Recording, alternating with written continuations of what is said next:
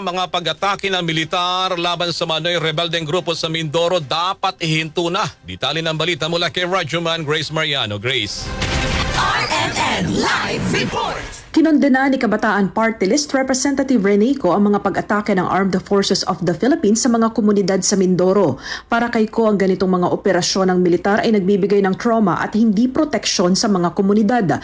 Base sa report, ang nangyaring engkwentro sa Mindoro simula noong January 1 ay sa pagitan ng mga sundalo at umano'y mga miyembro ng New People's Army. Pero ang giit ni Ko, dapat tuldukan na ang mga aerial attacks, troop deployments, red tagging at harassment sa mga peasant leaders, mga kabataan, guro at humanitarian workers. Ayon kay Ko, kung seryoso ang gobyerno sa kapayapaan ay dapat nitong tugunan ang ugat ng armadong tunggalian na kinabibilangan ng kawalan ng lupa, kahirapan, kawalan ng disenteng serbisyo at pang-abuso sa kapangyarihan. Kasama mo sa DCXL RMN Manila, Radyoman Grace Mariano, Tatak RMN.